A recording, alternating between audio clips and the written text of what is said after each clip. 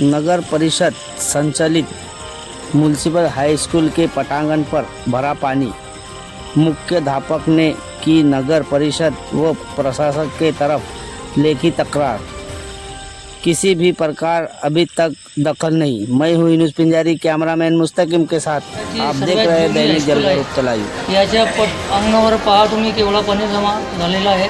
याबद्दल नगरपालिकेकडे आपण तक्रार केलेली आहे का? हो, केलेली लेखी तक्रार केलेली आहे। 8-10 दिवसापूर्वी नगरपालिकेचे इंजिनियर इथे येऊन गेले होते, तेव्हा पण पावसाळ्यामध्ये पाणी साचलेलं होतं। त्यांना आम्ही सांगितलं की हे पाण्याचा निचरा करा, तेव्हा आम्ही तुम्हाला लेखी टाकून देतो, पण आजपर्यंत आम्हाला कोणतीही मदत झालेली नाही। साहेब, हे लहान मुलांना पाणीतून यावं लागतं।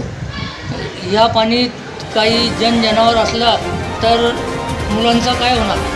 जवळजवळ 2 ते 3 वर्षापासून आमच्या ग्राउंडचं जे पाणी आहे ना, पावसाचं पाणी, ते जायला कुठे जागाच नाही आहे। नगरपालिकेचा बहुउद्देशीय हॉल बाजूला बांधलेला आहे, तिथे गटार आहे, त्या गटारीतून ते पाणी पास होतं। पण होतं काय, तिथे लग्न कार्य असलं तर तिथे सगळे त्या गटारीमध्ये पाण्याचे ग्लास टाकून देतात, त्यामुळे ते गटर जाम होऊन जाते आणि हे पाणी, त्या पावसाचं पाणी त्याच्यामध्ये जात नाही, त्यामुळे साचून राहतं इथे।